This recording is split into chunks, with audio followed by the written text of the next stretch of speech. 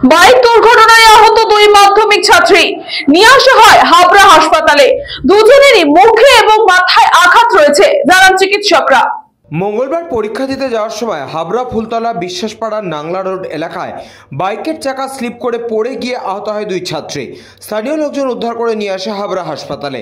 এই মুহূর্তে হাবড়া হাসপাতালে চিকিৎসাধীন দুজনের মুখে ও মাথায় আঘাত রয়েছে। হাসপাতাল সূত্রে জানা গেছে হাসপাতালে তারা পরীক্ষা দেবে। পাশাপাশি হাসপাতাল সূত্রে জানা গেছে দুজন ছাত্রীর নাম মৌমিতা দাস ও পলি দাস। দুজনের বাড়ি ফুলতলা মণ্ডলপাড়া এলাকায়। বাউগাছি কাশিবালা বিদ্যাপীঠ স্কুলের ছাত্রী। পরীক্ষার সিট পড়েছিল দক্ষিণ নাংলা হাই স্কুলে।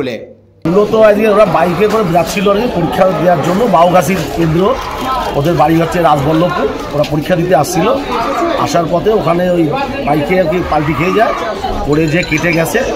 ও এক একজনের 4-5টা করে সেলাই পড়েছে এবং সুস্থতা চলছে।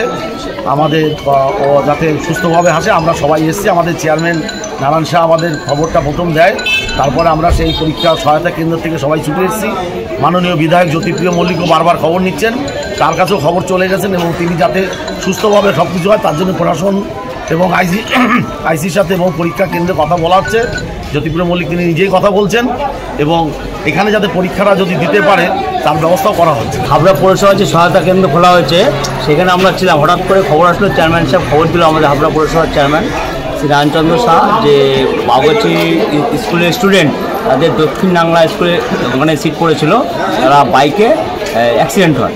সেই মতামত আমরা সবাই ছুটে আসি এবং আমাদের হাবড়ার যে ট্রাফিক বিভাগের যিনি ইনচার্জ হাবড়া পৌরসভার কাউন্সিলর দীপক দে, তিনিও আমাদের সাথে ছুটে আসেন এবং এখানে ট্রিটমেন্ট চলছে তাদের।